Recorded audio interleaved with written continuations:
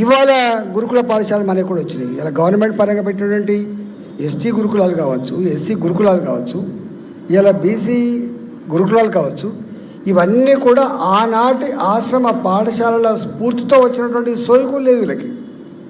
అందుకని విద్య ఇవాళ ప్రభుత్వ పరంగానే పుట్టలే.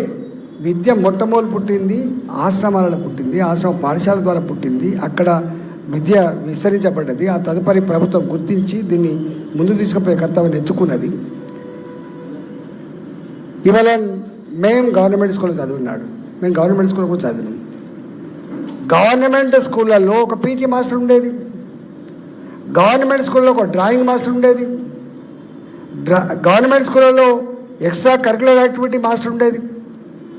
ఇలా గవర్నమెంట్ స్కూళ్ళలో గంట కొట్టే టీచర్ లేడు, గంట కొట్టేటువంటి అటెండర్ లేకపోతే గంట కూడా ప్రిన్సిపల్ కొడుతున్నాడు. నేను ఒక స్కూల్కు ఒక టీచర్ రిటైర్మెంట్ అయితే పోయినా. నేను ఆ ఊరి పేరు దేశాయపల్లి. హెడ్ మాస్టరు పక్కూరు ఆయన. ఆ హెడ్ మాస్టర్ రిటైర్డ్ అవుతుంటే ఆ ఫంక్షన్కి పోయినా నేను. ఆ ఊరంతా బాధపడుతుంది. ఎందుకింత బాధపడుతుందంటే, సార్ మీకు ఏం చెప్పాలి, ఈ స్కూల్కు అటెండర్ లేడు, ఈ స్కూల్కు హెడ్ మాస్టరే అటెండరు, హెడ్ మాస్టరే అన్నీ తాను వచ్చి కీ ఓపెన్ చేసి తాళం ఓపెన్ చేసి తానే గంట కొట్టేస్తారు. అప్పుడప్పుడు బాధ అవుతుంది, స్కూల్ రేపటి ఎవరు నడపాలి అని చెప్పి. అంటే సిగ్గుపడాల్సింది ఎక్కడంటే, గవర్నమెంట్ స్కూళ్ళల్లో పనిచేసే టీచర్లు కూడా ఏమంటున్నారు, మీరేమో గుమ్మెల వాళ్ళు గుమ్మెల్లే ఉండాలి, పిల్లలు మాత్రం గొప్పగా ఎదగాలంటే ఎట్లయితుంది, గవర్నమెంట్ స్కూళ్ళని స్కూల్లాగా నడపండి.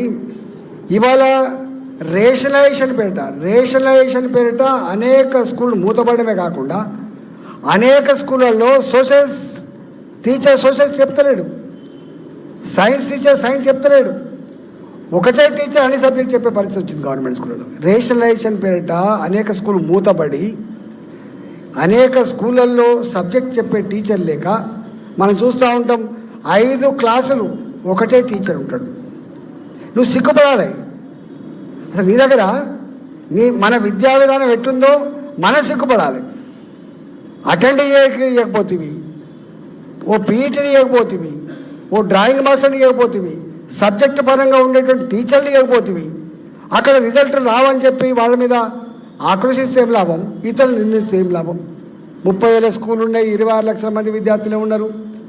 10-11 స్కూళ్ళే ఉన్నాయి, 30 లక్షల మంది విద్యార్థులు ఉంటారు. మరి ఇవాళ ఏ పేరెంట్ కూడా, ఏ తల్లిదండ్రులు కూడా ఇలా వాళ్ళు ఏమనుకుంటారంటే, వెనకట్లక లేదు, ప్రతి తల్లి తండ్రి అనుకుంటున్న మాట ఏంటంటే, మా బతుకులు అంటే అయిపోయినాయి, మా పిల్లలైనా గొప్పగా ఎదిగితే చూసి మురవాలని చెప్పి భావిస్తున్నారు అమ్మ నాన్న. నేను ఆర్థిక మంత్రి ఉన్నప్పుడు ఒక మాట చెప్పినాం, విద్య మీద పెట్టే ప్రతి పైసా అది ఎక్స్పెండిచర్ లిస్ట్లో ఉండద్దు, విద్య మీద పెట్టే ప్రతి పైసా కూడా అది ఇన్వెస్ట్మెంట్ లాగా భావించాలి ప్రభుత్వం అని చెప్పినాం.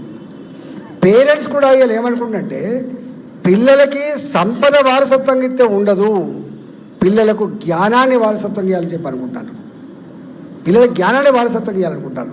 జ్ఞానం అది ఒకటి దొంగిలించేది కాదు, ఒకటి ఎత్తుకపోయేది కాదు, అది పోయేది కాదు, అరిగిపోయేది కాదు, కరిగిపోయేది కాదు, అది సానబెడతా అంటే ఎదిగే ఆస్కారం ఉంటుంది. కాబట్టి పిల్లలని మంచి విద్య అందించాలన్నటువంటి కాన్సెప్ట్తో తల్లిదండ్రులు వాళ్ళు ఇప్పుడు ఉపాసం ఉండి వాళ్ళకు చదువు రాకపోయినా, వాళ్ళకి ఇంగ్లీష్ రాకపోయినా, మా పిల్లగాడిని మంచిగా ఇంగ్లీష్ మీడియం వేయాలి, మా పిల్లగాడిని మంచిగా బట్టలు వేసుకొని టై కట్టుకొని బూట్లు వేసుకొని పోతున్న చూసి సంతోషపడాలని చెప్పి ఇలా అనేక మంది స్కూళ్ళలో ప్రైవేట్ స్కూల్లో జాయిన్ చేస్తున్నారు.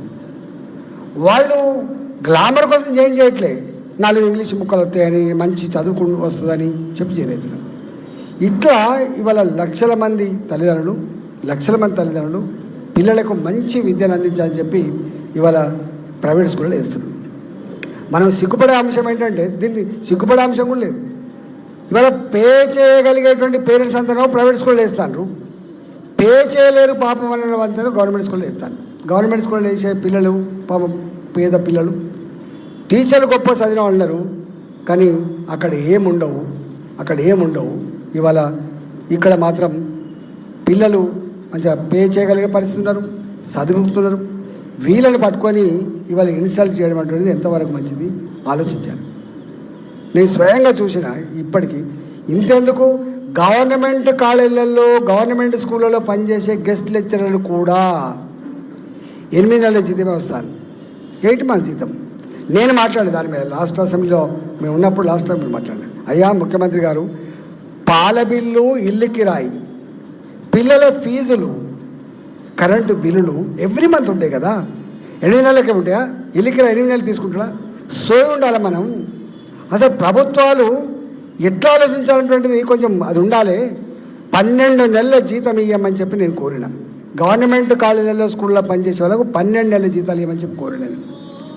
ఇవాళ ప్రైవేట్ స్కూల్ కూడా కోరుతున్నాం. మీరు ఎన్ని కొంతమంది బాగా బ్రహ్మాండం సంపాదించే వాళ్ళు ఉండొచ్చు, కొంతమంది సంపాదించిన వాళ్ళు ఉండొచ్చు, కానీ పనిచేసే టీచర్లు కన్నీళ్లు పెట్టుకుంటా కుమిలిపోయి నౌకరీ చేసే పరిస్థితి ఉండద్దని కోరుకుంటున్నాను. అది ప్రైవేట్ స్కూల్లో కావచ్చు, గవర్నమెంట్ స్కూల్లో కావచ్చు. మీరు contract system, out sourcing system ప్రైవేట్లో ఉండదు, గవర్నమెంట్లో ఉన్నది. ఇంతకు పోయిన ముఖ్యమంత్రి గారు అయితే contract teacher, contract nurse, contract doctor, అన్ని కాంట్రాక్ట్ అయితే ఎమ్మెల్యే కూడా కాంట్రాక్ట్ కాదు, ముఖ్యమంత్రి కూడా కాంట్రాక్ట్ కావాలని చెప్పి మాట్లాడాడు. పవర్లో లేనప్పుడు మాట్లాడే మాటలు చూస్తేనో మనకేమో చాలా మంచిగా అనిపిస్తుంది, మనకు నచ్చుతుంది. కానీ పవర్కి వచ్చినాక వాళ్ళు చేసే పని చూస్తే ఆశ్రయించుకుంటాం మనం.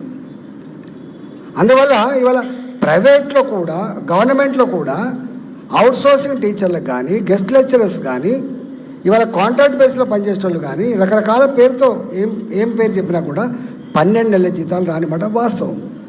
వాళ్ళకు కూడా ఎట్టి చాకిరీ, శ్రమ దోపిడి ఉన్నమాట వాస్తవం. నువ్వు నిజంగానే గవర్నమెంట్ స్కూల్లో మంచి రిజల్ట్స్ రావాలని కనుక నువ్వు అనుకుంటే పెట్టు, సబ్జెక్ట్ ఒక టీచర్ని పెట్టు. ఇవాళ మా బాధ అంతేంది, ఇన్ని స్కూళ్ళు ఉన్నా, ఇన్ని క్లాసులున్నా, ఇంతమంది విద్యార్థులున్నా, నీ దగ్గర ఉన్న టీచర్ల సంఖ్య 1,20,000 ఎందుకుంటాయి?